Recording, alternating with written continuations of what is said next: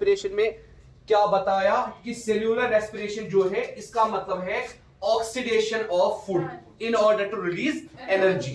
जो फूड हमें डाइजेशन के बाद मिलता है जिसको हम कहते हैं अब डाइजेस्टेड फूड।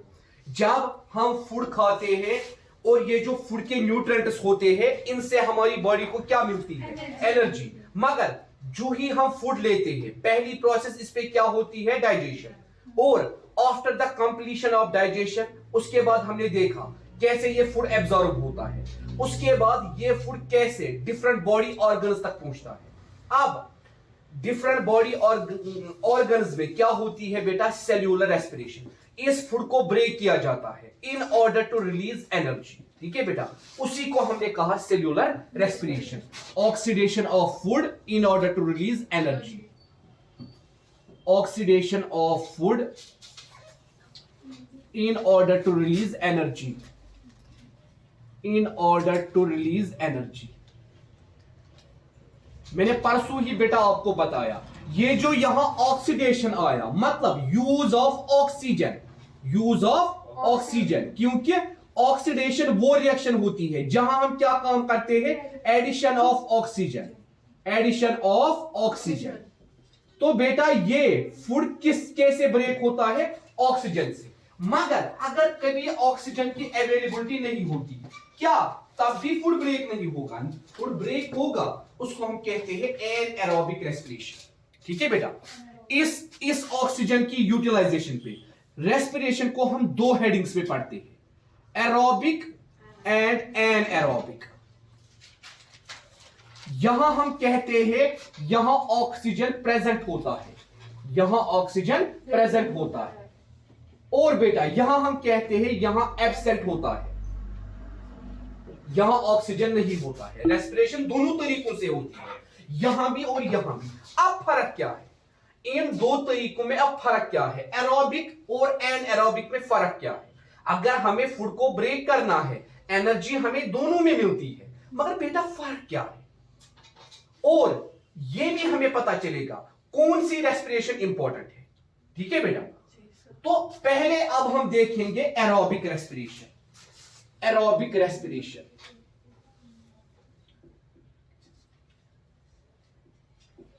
तो हम कहते हैं बेटा ये जो एरोबिक रेस्पिरेशन होती है ये ऑक्सीजन वाली होती है, जहां ऑक्सीजन की क्या होती है बेटा? ऑक्सीजन का यूज होता है, प्रेजेंस ऑफ ऑक्सीजन होती है,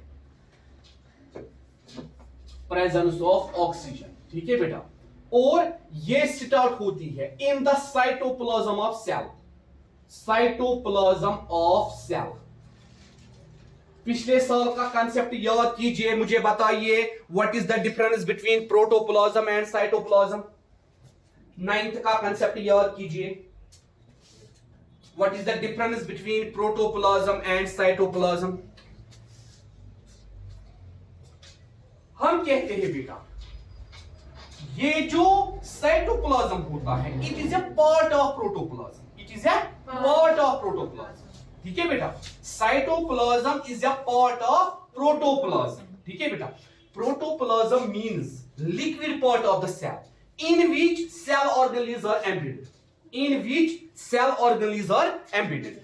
सेल का वो पार्ट जिसको हम कहते हैं लिक्विड पार्ट या जिसको हम बेटा कहते हैं मैट्रिक्स ऑफ सेल, उसके अंदर बेटा क्या क्या होता है? साइटोप्लाज्म, न्यूक्लियस और बाकी सेल ऑर्गेनेल्स, माइटोकॉन्ड्रिया, राइबोसोम्स। ठीक है बेटा, तो ये रेस्पिरेशन कहां से स्टार्ट होती है? Cytoplasm of cell. क्या होता है बेटा? ये जो एरोबिक रेस्पिरेशन होती है हमें सिंपल फूड मॉलिक्यूल क्या मिलता है? Glucose. Simple digested food molecule हम क्या कहते हैं बेटा? Glucose. Simple digested food molecule, simple digested food molecule glucose, C6H12O6, उसको हम क्या बोलते हैं? ग्लूकोज। तो बेटा ये जो ग्लूकोज होता है इसकी ब्रेक डाउन स्टार्ट हो जाती है by a process which is known as glycolysis. Glycolysis means break down of glucose, break down of glucose, break down of glucose. Start कहां से होता है? सेल के साइटोप्लाज्म से, जहां सिंपल फूड मॉलिक्यूल ग्लूकोज को ब्रेक डाउन किया जाता है। ठीक है बेटा, by a process glycolysis, and this step does not require oxygen. It is both in aerobic as well as anaerobic. ये वो स्टेप होता है जहां बेटा हमें ऑक्सीजन की जरूरत नहीं पड़ती है। जब ग्लूकोज ब्रेक होता है वो एक कंपाउंड देता है पायरुवेट, उसको हम बेटा बोलते हैं पायरुवेट। जब ग्लूकोज ब्रेक होता है, किससे ब्रेक होता है बेटा? ग्लाइकोलिसिस से, उसको हम क्या बोलते हैं? पायरुवेट। क्या बोलते हैं बेटा? पायरुवेट। उसको हम बोलते हैं पायरुवेट। और बेटा ये जो ग्लाइकोलिसिस है इसको 3 साइंटिस्ट ने डिस्कवर किया था, इसलिए इसको बोलते हैं EMP pathway. EMP pathway, Embden, Meyerhof's, Parnas pathway. एक का नाम था एम्बिडन, आपको उतना डीप नहीं जाना है, आप ईएमपी याद रखिए। एम्बिडन, मेयरहोफ एंड प्रनाज, ये 3 साइंटिस्ट थे जिन्होंने बेटा इस ग्लाइकोलिसिस प्रोसेस को डिस्कवर किया था। ठीक है बेटा, इसीलिए इसको और एक नाम बताया जाता है ईएमपी पाथवे या ग्लाइकोलिसिस। ग्लाइकोलिसिस ये बेटा डिटेल्ड 16 स्टेप प्रोसेस है जो आगे जाके आप पढ़ोगे अगर आप में से जो मेडिकल लेगा। तो बेटा आपको यहां याद क्या रखना है? ग्लूकोज की क्या होती है? Break down. और जब ये ब्रेक डाउन होता है इन एब्सेंस ऑफ ऑक्सीजन होता है, ये हमें क्या देता है? Pyruvate.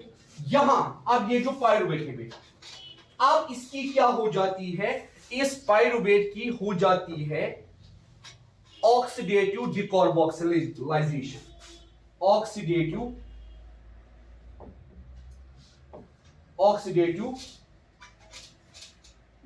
Decarboxylation. Oxidative decarboxylation in presence of oxygen. In presence of oxygen, मगर कहां पे बेटा? माइटोकॉन्ड्रिया। अब साइटोप्लाज्म में नहीं, अब कहां पे? माइटोकॉन्ड्रिया। और माइटोकॉन्ड्रिया में कहां? इनर मेम्ब्रेन फोल्डेड, उसको हमने क्या नाम रखा था? क्रिस्टिया। आप देखिए इनर मेम्ब्रेन फोल्डेड, उसका नाम हमने क्या रखा था? पिछली फिगर में देखिए क्रिस्टिया। ये क्रिस्टिया में होता है। और बेटा ऑक्सीडेटिव डिकार्बोक्सिलेशन एक रिएक्शन है जो इस पायरुवेट को कन्वर्ट करती है acetyl CoA. Acetyl CoA, acetyl CoA. याद रखना, ये जब ग्लाइकोलिसिस होती है 8 एटीपीज बनते हैं। कितना? 8। जब ऑक्सीडेटिव डिकार्बोक्सिलेशन होती है 6 एटीपीज बनते हैं। कितने? 6। अभी तक कितने एटीपीज बने? 8 से गोबर 14, 14 एटीपीज बने। ठीक है बेटा, और बने ग्लाइकोलिसिस से। और बेटा ऑक्सीडेटिव डिकार्बोक्सिलेशन से कितने बने? 6। ऑक्सीडेटिव डिकार्बोक्सिलेशन जो हो गई बेटा, इससे कितने बने? 6। अब देखिए बेटा, ये जो acetyl CoA it enters into the matrix of mitochondria. कहां बेटा? Matrix of mitochondria. याद रखना, हमने परसों दिखाया भी मैट्रिक्स क्या होता है। अब ये किस में जाता है? Matrix of mitochondria. वहां एक चीज होती है which is known as Krebs cycle. Krebs cycle, cyclic pathway. Cyclic pathway मतलब ये साइक्लिक पाथवे होता है, मतलब रिएक्शंस होती है इन साइक्लिक फॉर्म। ठीक है बेटा, cribs cycle in cyclic pathway. ठीक है बेटा, ये मगर कहां पे होता है बेटा? आपको ये चीजें इंपॉर्टेंट है। रिएक्शंस आपके लिए इंपॉर्टेंट नहीं है, उतना डीप आपको नहीं पूछा जाएगा। अलबत्ता इंपॉर्टेंट क्या है? ग्लाइकोलिसिस कहां होती है? साइटोप्लाज्म में। ऑक्सीडेटिव डिकार्बोक्सिलेशन कहां होती है? माइटोकॉन्ड्रिया, मगर कहां पे बेटा? क्रिस्टिया। क्रिस्टिया। और बेटा मैट्रिक्स ऑफ माइटोकॉन्ड्रिया में क्या होता है? Cribs cycle. 24 ATP generated. 24 ATP generated मतलब एरोबिक रेस्पिरेशन में 3 स्टेप्स होते हैं। पहला स्टेप ग्लाइकोलिसिस, कितने एटीपी बेटा? 8। दूसरा स्टेप ऑक्सीडेटिव डिकार्बोक्सिलेशन, कितने एटीपी? 6। उसके बाद क्रिब्स साइकिल, कितने ATP? 24। This is the importance of oxygen. जाएंगे कितने एटीपी टोटल आए? 14 plus 24, 38 ATPs, 38 ATPs generated during aerobic respiration. During aerobic respiration from one food molecule, from one digested food molecule, one digested food molecule. अब आपको बेटा पता चलेगा what is the importance of oxygen. जब इस तरीके से फूड ब्रेक होता है, कौन सा तरीका? Aerobic respiration. जब एरोबिक रेस्पिरेशन से फूड ब्रेक होता है, it is complete breakage of food. और बेटा यहां रिलीज होता है, एक तो बेटा हमें 38 एटीपीज मिले, ठीक है बेटा, 38 एटीपीज मिले। इसके बगैर बेटा यहां हमें क्या मिलता है? Carbon dioxide. कार्बन डाइऑक्साइड, यहां हमें कार्बन डाइऑक्साइड भी मिलता है और वाटर भी मिलता है। कार्बन डाइऑक्साइड एंड वाटर, ये चीजें हमें मिलती है एरोबिक रेस्पिरेशन में। देखिए बेटा फिर से मुझे बताइए, कहीं में डाउट है, मैं फिर से ये बोलूंगा। हमने कहा बेटा रेस्पिरेशन, सेल्यूलर रेस्पिरेशन डिटरमाइन होती है दो चीजों से, ऑक्सीजन की प्रेजेंस एंड ऑक्सीजन की एब्सेंस। अगर ऑक्सीजन प्रेजेंट है तो बेटा कौन सी सेल्यूलर रेस्पिरेशन होगी? एरोबिक। अगर ऑक्सीजन एब्सेंट है, प्रेजेंट नहीं है, कौन सी होगी? एनएरोबिक। अब ये जो एरोबिक रेस्पिरेशन है, यहां हम ऑक्सीजन का इस्तेमाल करते हैं फूड को ब्रेक करने में। हमारे पास जो सिंपल डाइजेस्टेड फूड मॉलिक्यूल होता है उसको हम बोलते हैं ग्लूकोज। ये जो ग्लूकोज होता है सेल के साइटोप्लाज्म में होता है। सेल के साइटोप्लाज्म मतलब आपने पिछले साल पढ़ा है, साइटोप्लाज्म सेल का वो पार्ट है जिसको हम कहते हैं मैट्रिक्स ऑफ द सेल, जिसके अंदर सारा सेल का कंटेंट होता है। आप देखिए हमारी बॉडी में जो भी वर्क होती है वो कहां होती है? Within the cells. इसीलिए पिछले साल आपने पढ़ा है cell is called structural and functional unit of life. Another process, there is a division of labour in our cells. हर कोई सेल अपना अपना काम करती है, कोई किसी के काम में इंटरफेयर नहीं करती है। ईच सेल वर्क्स, ठीक है बेटा। तो बेटा हम कहते हैं साइटोप्लाज्म में ये ग्लूकोज होता है और यहां पहली प्रोसेस होती है glycolysis. Glycolysis, break down of glucose, जिसका मतलब क्या है? Break down of glucose. यहां बेटा हमें ऑक्सीजन की जरूरत नहीं होती है। ये एरोबिक में यही है, एंड एरोबिक में भी यही है। उसके बाद वहां भी ये प्रोसेस होती है। मैं वहां मत ये होता है सारा, वो हम अभी पढ़ेंगे ना, मैं बोलूंगा ना आपको वहां क्या क्या होता है। वहां बेटा फर्मेंटेशन होती है, जो मैं आपको अभी बताऊंगा। पहले आप ये समझो। तो बेटा यहां ग्लाइकोलिसिस जब हुई, जब ग्लूकोज ब्रेक डाउन हुआ, यहां हमें क्या मिला बेटा? पायरुवेट। क्या मिला? वहां हमें मिलता है इथाइल अल्कोहल, या हमें वहां क्या मिलता है बेटा? या तो इथाइल अल्कोहल मिलता है या तो लैक्टिक एसिड मिलता है, इट डिपेंड्स, ठीक है बेटा, वो हम देखेंगे। तो उसके बाद ये जो ग्लूकोज है, ये जो ब्रेक हुआ ग्लाइकोलिसिस से, एक तो हमें 8 एटीपी मिली, ठीक है बेटा, और हमें प्रोडक्ट क्या मिला? पायरुवेट। अब इस पायरुवेट को माइटोकॉन्ड्रिया की क्रिस्टिया में भेजा जाता है, जहां इसको ऑक्सीजन मिलता है। ऑक्सीजन की मदद से इसमें कौन सी रिएक्शन होती है? उसको हम कहते हैं ऑक्सीडेटिव डिकार्बोक्सिलेशन, ठीक है बेटा। ये रिएक्शन इस पायरुवेट को कन्वर्ट करती है एसिटाइल कोए में, प्लस 6 एटीपीज जनरेट करती है, 6 एटीपीज जनरेट करती है। उसके बाद इस एसिटाइल कोए को कहां भेजा जाता है? Matrix of mitochondria. इसीलिए मुझे परसों माइटोकॉन्ड्रिया पढ़ाना पड़ा, मैट्रिक्स ऑफ माइटोकॉन्ड्रिया, जहां बेटा क्या होता है? क्रिब्स साइकिल, या जो एक साइक्लिक पाथवे है, जहां बेटा 24 एटीपी जनरेट होते हैं। तो ओवरऑल में हम क्या कहते हैं? ओवरऑल में ये बेटा ओवरऑल रिएक्शन है, कॉपी पे लिखिए, C6H12O6, ठीक है बेटा। ये हमारा क्या है? ग्लूकोज। उसके बाद बेटा in cytoplasm, absence of oxygen, क्या बनता है बेटा? पायरुवेट।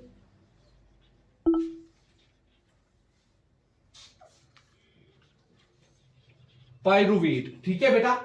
और बेटा ये जो पायरुवेट है ये कहां चला जाता है? In mitochondria.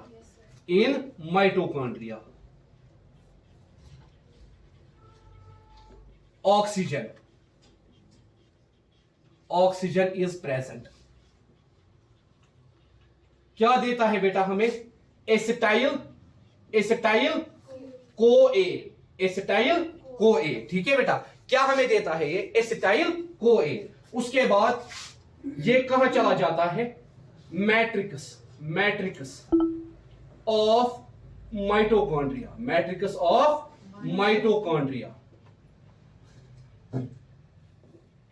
यहां भी ऑक्सीजन होता है।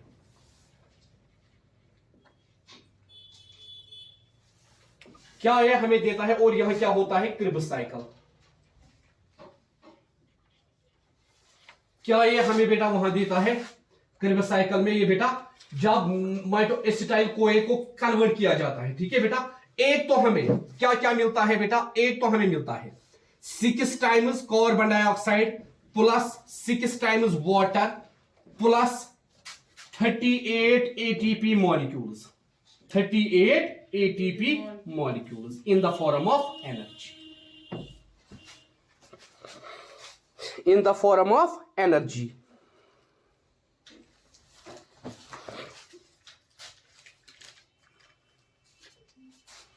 इसीलिए बेटा यहां हम लिखते हैं 6 टाइम्स ऑक्सीजन, ठीक है बेटा, 6 टाइम्स O, क्योंकि यही बेटा ऑक्सीजन स्टार्टिंग में ऐड होता है। तो फाइनल हमें क्या मिलता है, 6 times carbon dioxide plus 6 times water plus 38 ATP molecules. ये बेटा किस में होता है, ये होता है एरोबिक रेस्पिरेशन में। अब देखिए बेटा एनएरोबिक में क्या होता है, ये जो एनएरोबिक है उसमें क्या होता है। एनएरोबिक, यहां तक आपको मालूम है, पायरुवेट तक मालूम है, पायरुवेट तक कोई डिफरेंस नहीं है दोनों में। पायरुवेट जो है बेटा दोनों में कोई डिफरेंस है। कभी कभार आपको प्रोसेस ये भी बोला जाता है glycolysis occur in both aerobic anaerobic, aerobic anaerobic, none of the above, ये भी ऑब्जेक्टिव आता है। तो ग्लाइकोलिसिस बोथ में होती है, ग्लाइकोलिसिस होती है एरोबिक में भी और एनारोबिक में भी। अब एनारोबिक में इससे ज्यादा क्या होता है, एनारोबिक जो होती है उसमें इससे ज्यादा फिर बेटा क्या होता है। पहली चीज आप मुझे बताइए, आपको मालूम है प्रोसेस फर्मेंटेशन, फर्मेंटेशन हम किसे बोलते हैं, fermentation conversion of sugar into alcohol, the process in which conversion of sugar into alcohol is called fermentation. Fermentation is used in beverages and baking industry for the production of wine, alcohol, ठीक है बेटा, beer, cakes, pastries, biscuits, breads। तो fermentation वो process होती है जहां sugar को convert किया जाता है अल्कोहल में, शुगर को कन्वर्ट किया जाता है अल्कोहल में। और बेटा ये इस्तेमाल की जाती है बिवरेजेस में और बेकिंग इंडस्ट्रीज में, जहां हम शराब बनाते हैं, जहां हम वाइन बनाते हैं, जहां हम बियर बनाते हैं। और बेटा बेकिंग इंडस्ट्रीज में जहां पेस्ट्रीज हम देखते हैं, केक्स हम देखते हैं, बिस्किट्स हम देखते हैं, ठीक है बेटा। यही वजह है कांदर त्वचा तो गर्च त्वचा क्या फर्क बसान, तो बसा कांदर चोट मोट, त्वच वो बसा मोट, गर्च मनी करा त्रै पहन चोट। वजह क्या है, it is because of yeast, वो डालते हैं यीस्ट खमीर, it is because of yeast. युस कांदुर छ आसा सु छ पन्नन त्वचन त्रावान यीस्ट, येम सिट आटे छ थोड़ा फोक खसान। जो आटा होता है ना जब वो डब बनाता है, ये ओवर छ ना मॉडल सु त्रावान तथ मसी क्या खमीर, जिससे साइज इंक्रीज हो जाता है, अच्छ बसान चोट बड़। वो क्या इस्तेमाल करता है बेटा, यीस्ट, ठीक है बेटा। तो अब देखिए बेटा एनारोबिक रेस्पिरेशन में हम क्या बोलते हैं, जब साइटोप्लाज्म में क्या होती है बेटा ग्लाइकोलिसिस, वहां क्या बन जाता है पायरुवेट। ये जो पायरुवेट है उसके बाद बेटा हम कहते हैं पायरुवेट के बाद क्या होता है इन साइटोप्लाज्म, फिर से ये माइटोकॉन्ड्रिया में नहीं होती है, अभी भी ये कहां पे है साइटोप्लाज्म, एब्सेंस ऑफ ऑक्सीजन। मतलब ये जो हमारा एनारोबिक रेस्पिरेशन है C6H12O6 ग्लूकोज, ठीक है बेटा। उसके बाद इन साइटोप्लाज्म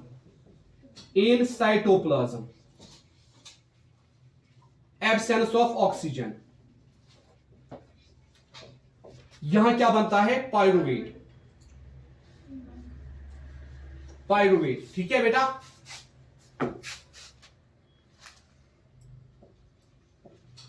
पायरुवेट, उसके बाद ये जो पायरुवेट होता है ये भी कहां पे है इन साइटोप्लाज्म, फिर से O2 इज एब्सेंट।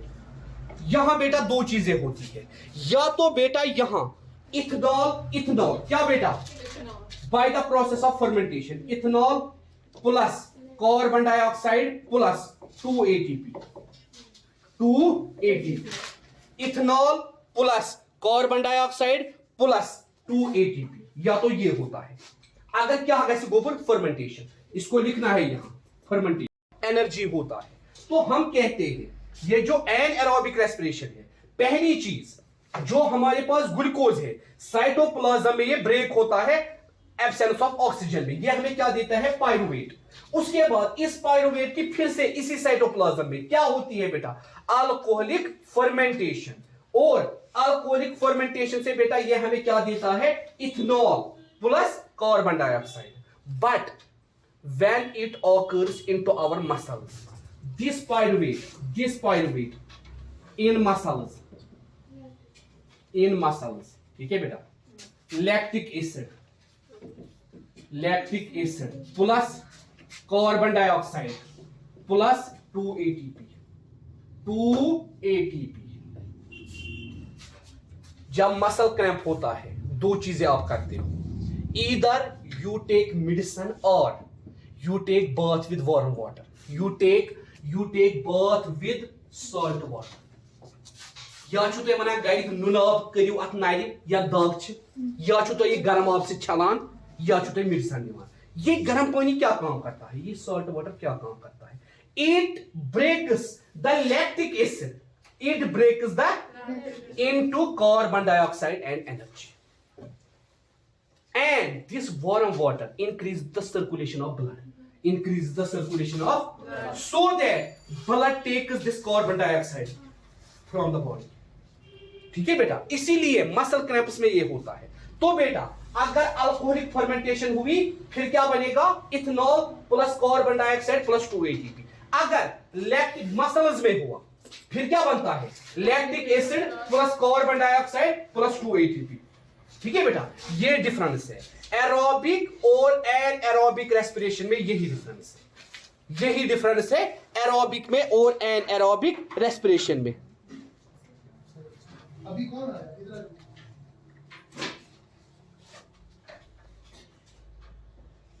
मगर बेटा कहां, इन मसल सेल्स, याद रखना ये ज्यादातर कहां हम देखते हैं, ह्यूमन बींग्स में, कहां बेटा, मसल सेल्स में हम बेटा ये देखते हैं एरोबिक एंड एनाएरोबिक रेस्पिरेशन।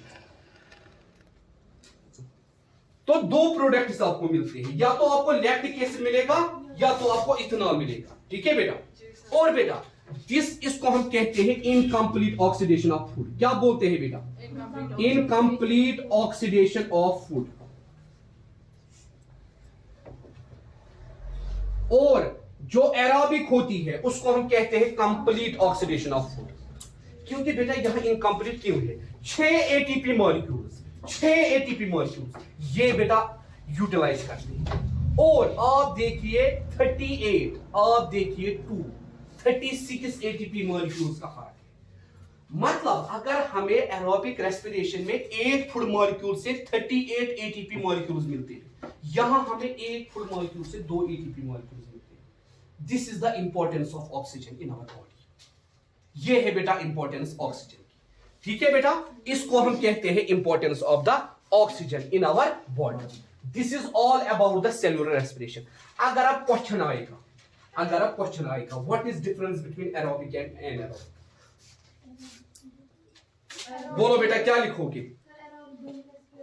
पहली चीज एरोबिक रेस्पिरेशन जो होती है, एरोबिक रेस्पिरेशन हम इसको लिखेंगे complete oxidation of food takes place. Anaerobic में क्या लिखेंगे, incomplete oxidation of food takes place. दूसरा, aerobic respiration occurs in both mitochondria as well as cytoplasm. Anaerobic respiration occurs only in cytoplasm. ठीक है बेटा। In aerobic respiration 38 ATP molecules are generated.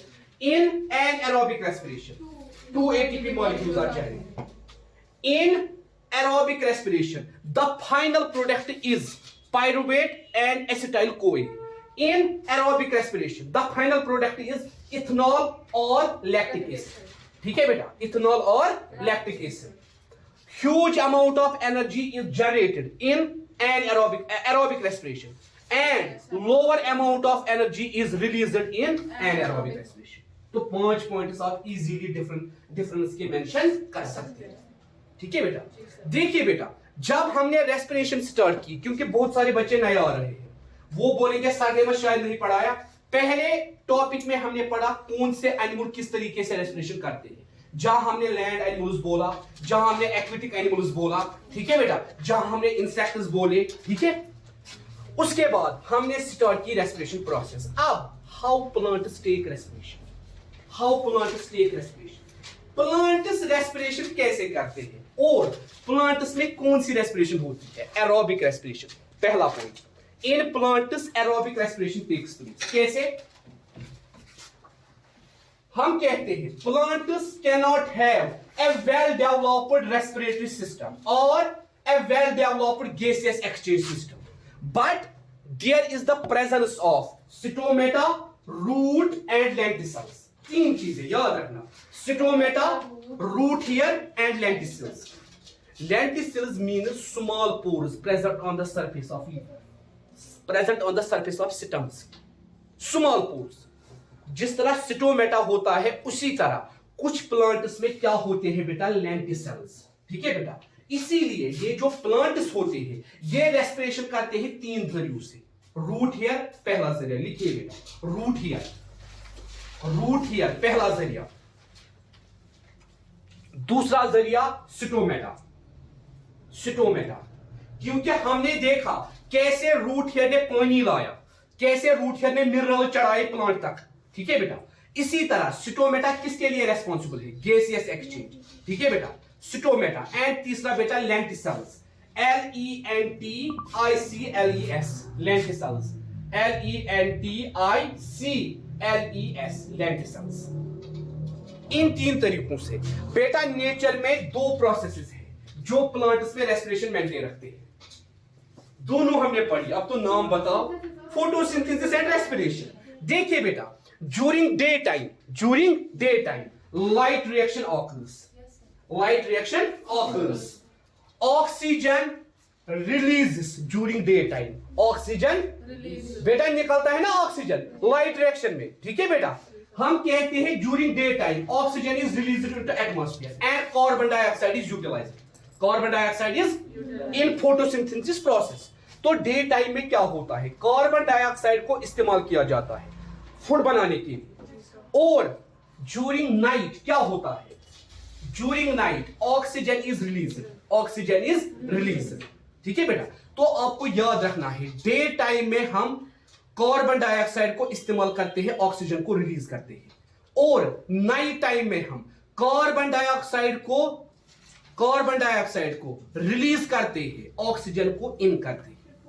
हाँ, मैं बोल रहा हूं फोटोसिंथेसिस में बेटा क्या होता है, डे टाइम में कार्बन डाइऑक्साइड यूटिलाइज किया जाता है, डे टाइम में कार्बन डाइऑक्साइड को क्या किया, यूटिलाइज। नाइट टाइम में ये जो कार्बन डाइऑक्साइड है इसको रिलीज किया जाता है, इसको क्या किया जाता है, रिलीज किया जाता है, और ऑक्सीजन को इन किया जाता है। इसीलिए आपको एडवाइस किया जाता है जो जंगल्स होते हैं, dense areas covered with trees, उनको आप रात के साइड आप उनसे मत जाओ, because there is a lot of chances of suffocation, there is a lot of chances of suffocation. At that time, oxygen is utilized and carbon dioxide is released. Oxygen is utilized and carbon dioxide is released. ठीक है बेटा। तो अब आपको याद रखना है plants में भी रेस्पिरेशन होती है। दूसरी चीज, प्लांट्स की रेस्पिरेशन कैसे मेंटेन रहती है, because of large intercellular space, because of ये जो प्लांट सेल्स होती है इनके अंदर क्या होता है, लार्ज इंटरसेल्यूलर स्पेसेस जो इस एयर को मेंटेन रखते हैं।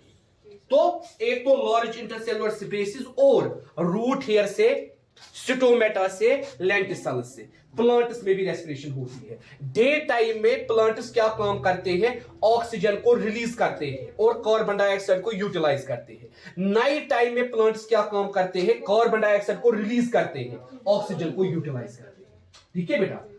इस प्रोसेस से क्या होता है बेटा, इस प्रोसेस से रेस्पिरेशन होती है प्लांट्स में भी। नेचर में ये दो प्रोसेसेस है जिनको हम बोलते हैं reversible processes. In case of photosynthesis carbon dioxide is used and oxygen is released. In case of respiration oxygen is used and carbon dioxide is released. In respiration होती है? नहीं, रेस्पिरेशन तो दोनों टाइम पे होती है बेटा। डे में होती है ना, डे में कौन निकलता है बाहर? ऑक्सीजन। गोना गैसेस एक्सचेंज हुआ ना बेटा, गैसेस एक्सचेंज। और शाम को कौन बाहर निकलता है? Carbon dioxide. ठीक है बेटा, ऑक्सीजन यूटिलाइज होता है। मतलब आप लिख सकते हो डे टाइम में क्या होता है? Carbon dioxide is utilised and oxygen is released. ठीक है बेटा। और नाइट टाइम में क्या होता है? Oxygen is utilised and carbon dioxide is released. बेटा डार्क रिएक्शन में ही तो हमने कहा डार्क रिएक्शन में carbon dioxide release, light reaction में कार्बन डाइऑक्साइड यूटिलाइज होता है। तो बेटा इस तरीके से ये रेस्पिरेशन प्लांट्स में भी होती है। प्लांट्स में अगर वेल डेवलप्ड स्ट्रक्चर नहीं है, मगर बेटा उनमें भी नेचर ने ये इंतजाम रखा है, चाहे रूट हेयर की वजह से, चाहे स्टोमेटा की वजह से, चाहे लेंटिसेल्स की वजह से। इन तीन चीजों से गैसेस एक्सचेंज होता है बिटवीन प्लांट्स। ठीक है बेटा, बिटवीन प्लांट्स एंड एनवायरमेंट। तो अब आपको पता चला एनिमल्स में कौन से ऑर्गन्स होते हैं, इसी तरह प्लांट्स में भी और इसी तरह ह्यूमन बींग्स में। कल हम इस लेसन का नया टॉपिक उठाएंगे, ट्रांसपोर्ट सिस्टम। ठीक है बेटा, डाइजेस्टिव हो गया, रेस्पिरेटरी हो गया, अब है तीसरा ट्रांसपोर्ट, और ट्रांसपोर्ट के बाद है लास्ट एक्सक्रीटरी। 4 सिस्टम्स हमें इसमें पढ़ने हैं। एक मेन सिस्टम जिसपे बेटा हमारा एक लेसन ही डिपेंड है, control and coordination, lesson number 2। सारा लेसन किस पे है? नर्वस सिस्टम पे। सबसे इंपॉर्टेंट सिस्टम नर्वस सिस्टम, जिसपे हमें एक लेसन ही पढ़ना है। इसी तरह फिर एक लेसन हमें रिप्रोडक्टिव सिस्टम पे। ठीक है, तो बेटा कल हमारा टॉपिक होगा ट्रांसपोर्ट सिस्टम। आप आज घर में पढ़िए। अगर आज के टॉपिक में कहीं भी आपको कंफ्यूजन लगे, आप मुझे कल बताइए, तो हम वो फिर से रिवाइज करेंगे।